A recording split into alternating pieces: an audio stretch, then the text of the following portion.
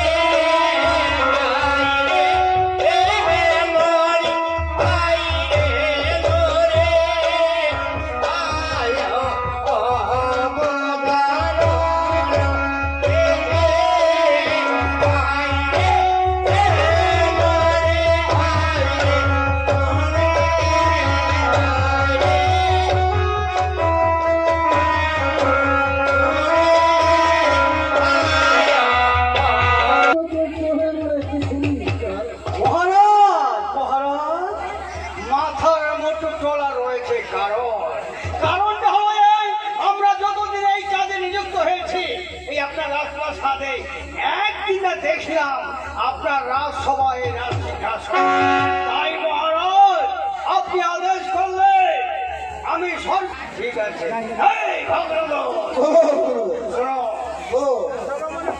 এই প্রফুল্ল দাবি করা হয় শকুন্দির চন্দ্র আর সমস্ত দেবগণকে করো নিমন্ত্রণ তাকে তাকে করবি না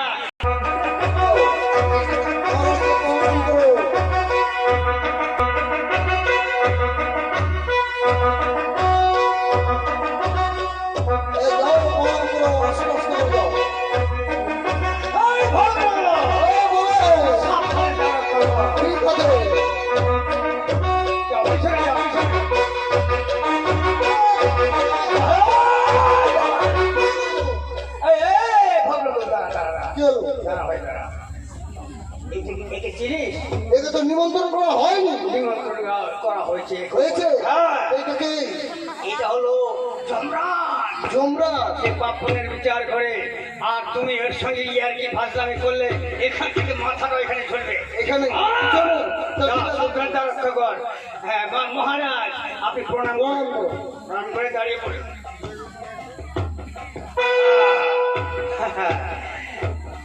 মহারাজ একটা কথা বলবো মহারাজ স্বর্গের দেবগণকে আবদ্ধ করে রাখছেন এখানে পৃথিবী নিরাকার হয়ে গেছে নিরাকার। মহারাজ তাই আগুনকে নিজ নিজ কাজে নিযুক্ত করা হোক মহারাজ। এই করে হবে বলছি।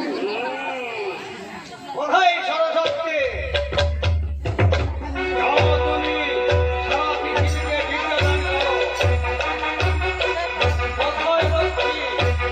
যাও তুমি সারা পৃথিবীকে অন্ন জোগাড় করো। কোথায় ব্রহ্মা? যাও তুমি সারা পৃথিবীতে অগ্নিদান করো।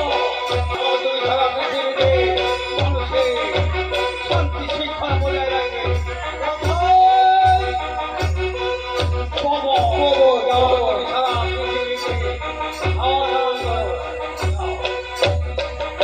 বেশি বাতাস করবি না, আমার ভাবা করে, ঠিক আছে? আস্তে করে করবি। তুমি সারা পৃথিবীর মানুষের বাক্যনি বিচার করবে। যাও।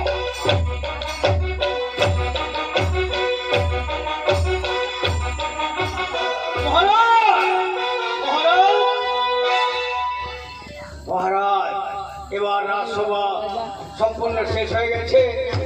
আপনি এবার অন্তপুরে গিয়ে বিশ্রাম করুন, মহারাজ।